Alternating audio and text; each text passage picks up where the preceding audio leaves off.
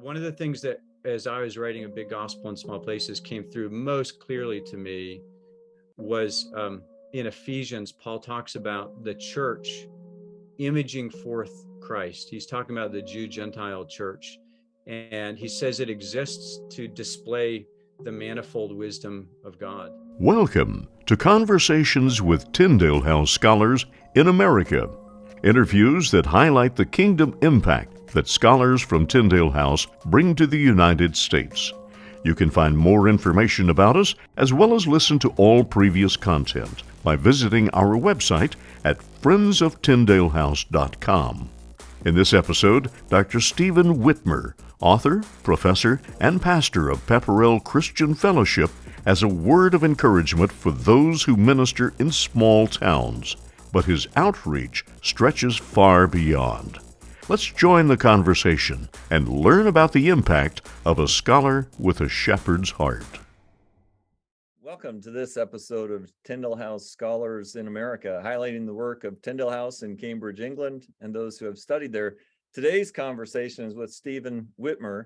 Stephen is pastor of Pepperell Christian Fellowship in Massachusetts. I hope I said that right. You did. And is an adjunct professor of New Testament at Gordon-Conwell Theological Seminary.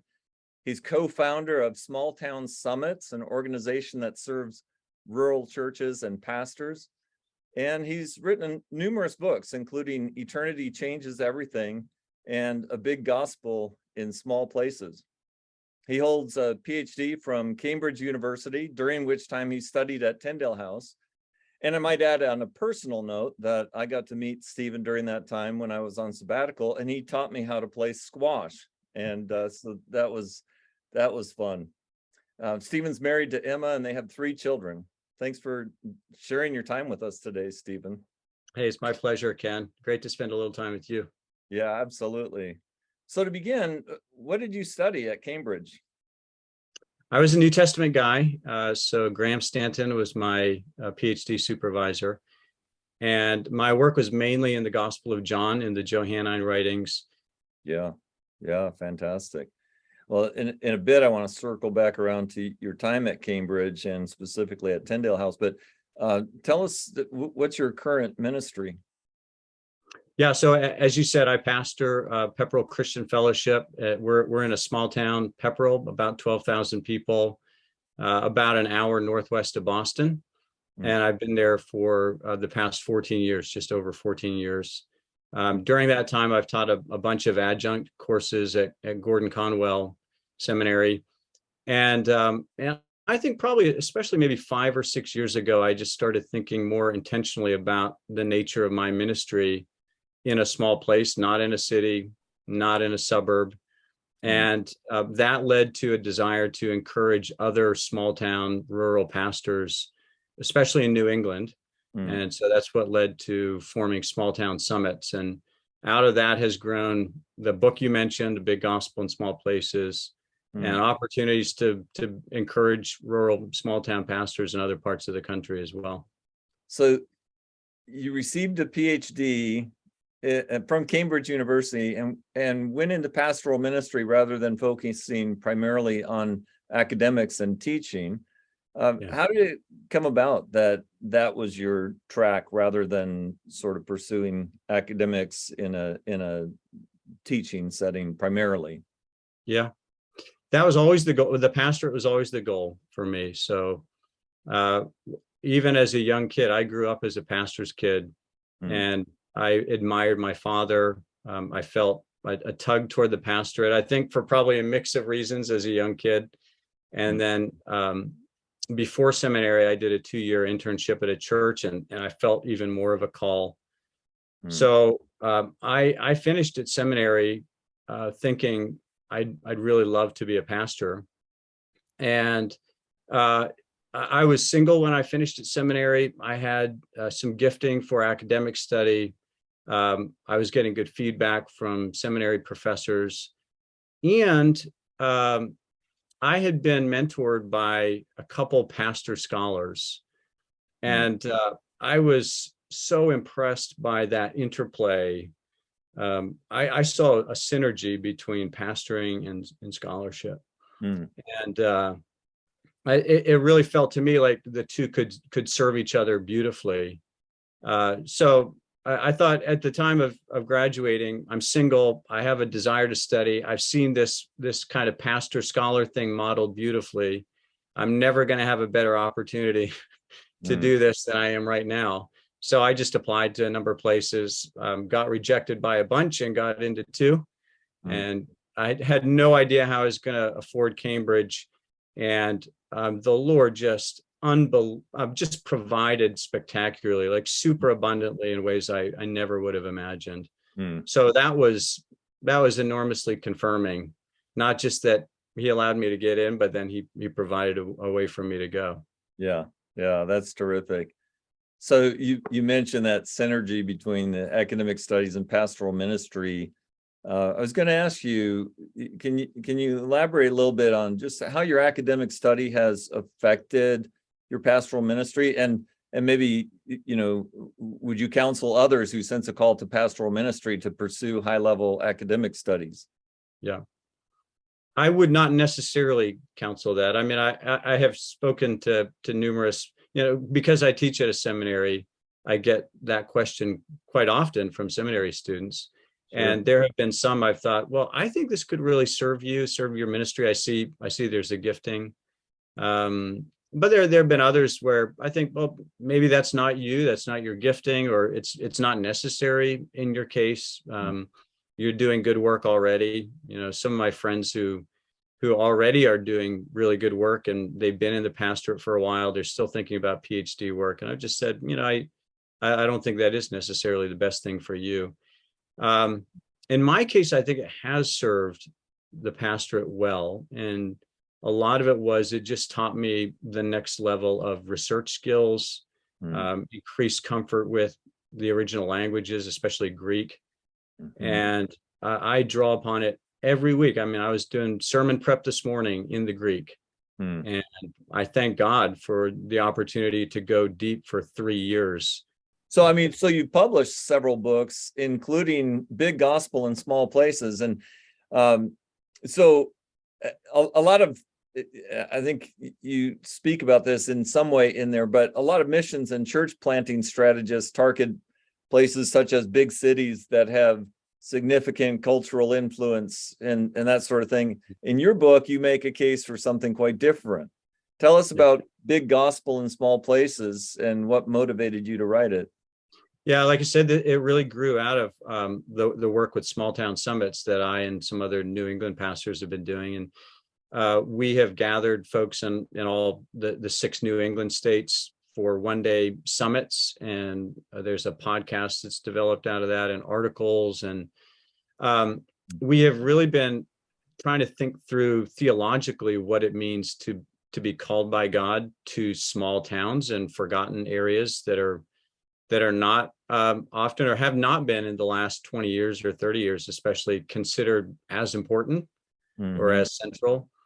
And out of doing that work with summits, I just was feeling, this really matters, like going to small towns and confirming to people who are pouring out their lives there that what you're doing is seen by God and valued by God, by Christ. It's significant. It's important to do that. So the book grew out of the talks I was doing at those summits. And I felt like I was really employing my New Testament background and my Tyndale training in the course of doing that work. Yeah. Oh, that's great. I really appreciate your heart in that area. And so tell us about your time at Tyndale House. How did Tyndale House prepare you for your ministry, including your pastoral ministry and your writing and teaching ministries? So I loved Cambridge, and Tyndale was a big part of my time there. So I had a desk for 3 years. When Em and I got married, we moved into a Tyndale apartment for a short period of time. So we lived as part of the community. I remember probably what a lot of people remember, and that is the coffee in the morning and the tea in the afternoon. I started drinking coffee for the first time in my life at Tyndale House. It's Wow. kind of ironic to leave America, go to England and start drinking coffee, but I just put a lot of milk and sugar into it and found, oh, I kind of enjoyed this. And everyone else has a cup in their hand, so I think I will too. Yeah.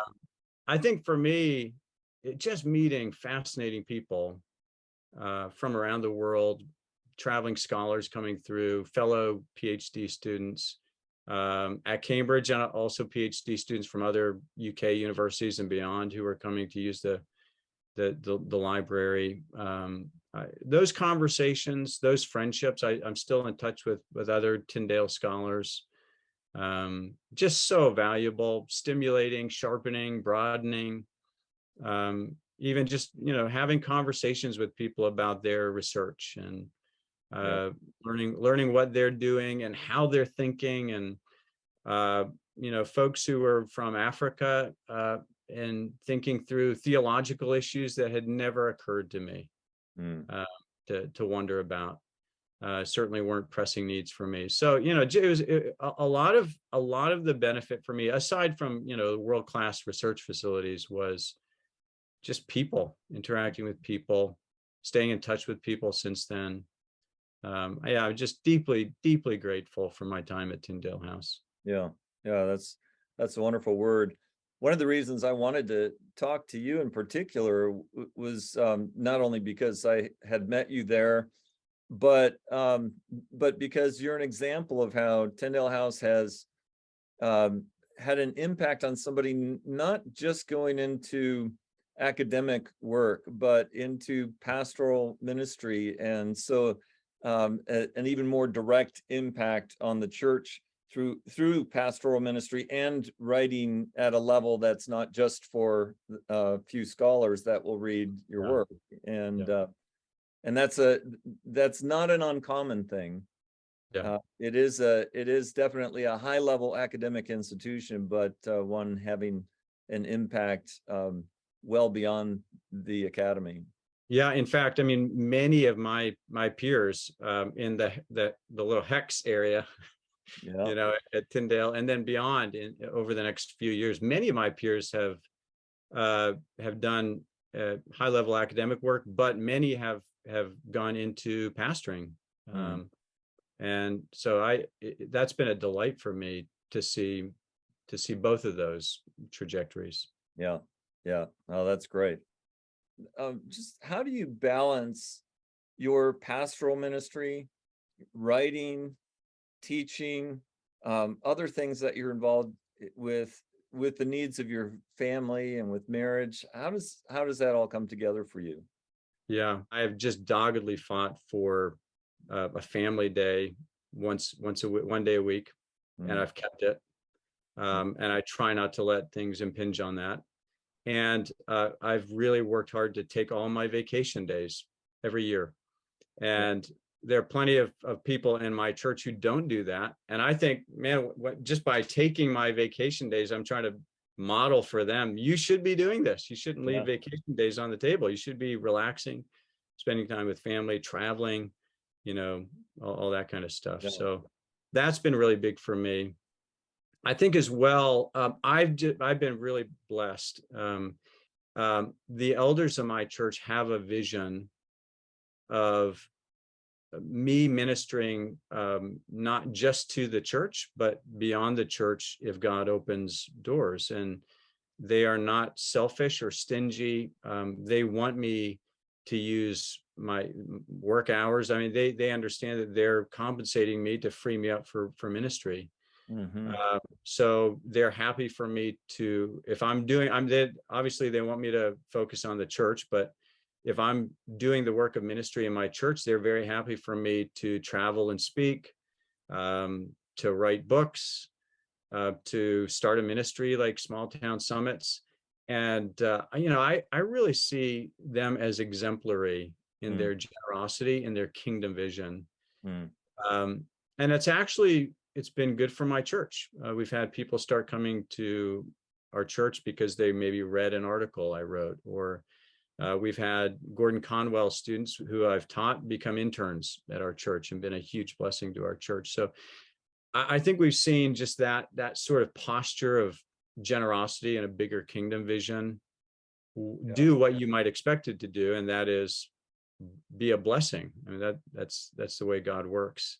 Yeah. But I think too many leaders or too many churches, I've certainly encountered this with other pastor friends, they're very restrictive and very narrow and kind of stingy. So I'm thankful to God that he's given our leaders that kind of kingdom vision. Yeah. No, that's wonderful. It's difficult to overstate how significant it is for a congregation and the leadership of the church to have the same vision as the pastor, to be in unity there, because then it's not about a competition if you are going to speak somewhere else or do something else, but as you put it, a kingdom vision. So, and I'll tell you, one of the really cool things has been involving the church in those ministries God has called me to. So they freed me up to teach at Gordon-Conwell, and many of the semesters I've been teaching, I've had people in the church bake cookies, and I take them in for my Gordon-Conwell students. Or we put all the first names of the students in my class in the bulletin, and people sign up to pray for one of them by name for the whole semester. And so the church has owned that ministry, and then students in that class are blown away that people are praying for them by name, that there's a church an hour away that's baking cookies for them. And I've had comments from students like, this is shaping my view of church. So yeah, it's really cool to be able to have those ministries come together. That is great. That is great. So, and as we talked about, you serve as a pastor in the New England region, which is known as something of a barren land when it comes to the gospel. Do you have a word for others who live and minister in difficult places? Yeah. I be steadfast, immovable, always abounding in the work of the Lord, knowing that in the Lord your labor is not in vain. One of the things that, as I was writing A Big Gospel in Small Places, came through most clearly to me was in Ephesians. Paul talks about the church imaging forth Christ. He's talking about the Jew-Gentile church, and he says it exists to display the manifold wisdom of God. And there's lots of things we communicate about God through our words, but he's talking there in Ephesians 3 just about the nature of the church. Yeah. He says just the way God composes the church says something to the heavenly beings. It says something at a cosmic level about the glory and the wisdom of God. And so I thought, and that really struck me as I was writing the book, and I just thought, I want my ministry and my church to be see-through to the character of God and to the gospel, so that when someone looks at my ministry, they're learning something about God. And the good thing about that is that God can show something about his power through a dynamic, fast-moving ministry. He can show something about his patience and his lavish love if he sends someone to do hard work that takes a long time, and you're pouring yourself out and it seems like there are very few results. God, if you're doing it graciously and tenaciously and with the love of God, that harder ministry is also see-through to the gospel. It's revealing something about the character of God. So I think my word to those who are in hard places would be stick at it and think about the treasure of your life and your ministry revealing something of the character of God to the cosmos. Yeah. That's a great word. And it's so striking that, we can think of the church as a witness to the world around us, but the idea that the church is actually a witness to heavenly beings and rulers, and it's just amazing to think in those terms as well. But okay, one last question. In Eternity Changes Everything, you write about how our view of the future impacts how we live now. It reminds me of Paul's message to the Corinthians in 1 Corinthians 7, when he says that the time has grown short and the present form of this world is passing away. So from now on, he says, we ought to live in light of that reality, and he has some very specific things there, including for Paul in that chapter, a different perspective on marriage and singleness. But what is your message in Eternity Changes Everything? Yeah. So the thing that really captured me as I was writing that book, and basically that book is my attempt at a practical eschatology. And, so why and how does it matter that there is an eternal future for us in the new creation? The thing that I found so compelling was it creates this paradoxical reality in the lives of believers when we know that there's this incredibly good future and that it's already ours. We know that because Jesus said the kingdom is already here, so it's already come in part. That truth unleashes these two, what you might think of as incommensurate impulses. One is patience and one is restlessness. So because we know it's incredibly good and because we know it's securely ours, we can be patient for the new creation. We don't need to try to rush it, like, prosperity gospel stuff. Most of us aren't tempted by the prosperity gospel, but functionally we are. We expect good things to happen to us, and we don't like it when they don't. So we can be patient. We don't need to try to seize the new creation ahead of time. We can also be restless and not forget about heaven that's coming and live that, yearn for it, get up on tiptoe and say, Maranatha, come Lord Jesus. So I love this idea of a tightrope, that the Christian life is a tightrope, and we're walking toward the new creation. We're not lacking patience, and we're not lacking restlessness. We're not forgetting about heaven, and we're not trying to seize it ahead of time. And that's my burden in that book. It's to try to think with Christians about, well, how does heaven actually matter in your daily life in a way that's actually going to be productive in this life? Yeah. Oh, that's wonderful. And I love that pairing of patience and restlessness. And because we think of patience as a godly virtue, as a fruit of the Spirit, but there's a godly restlessness, isn't there, that we might not recognize, because there's other kinds of restlessness as well. But that's a wonderful word. It's like Paul says, I'm forgetting what lies behind. He's straining forward. He's breaking the tape of the race. He's all in. He's looking toward the future. Yeah. If we're not restless in some ways in this world, then we haven't grasped things very well. Exactly right. Yeah. Well, Stephen, thank you so much for your time today, for joining us, for sharing your heart and your ministry. I know that it'll be a blessing for other people. Yeah, thanks, Ken. I am very, very grateful for Tyndale House. So anything I can do to spread the word and express my gratitude, I'm happy to do it. Amen. Well, thank you. Appreciate it. Thank you for joining us for this episode on the Tyndale House Scholars in America series, brought to you by the American Friends of Tyndale House. I'm Dr. Peter Williams, the principal of Tyndale House in Cambridge. I want personally to thank you for joining us for this video. We exist to spread and support good Bible scholarship, so please subscribe to our YouTube channel, add notifications, like the videos, share them, and visit our website, friendsoftyndalehouse.com, where you can see past episodes and other material.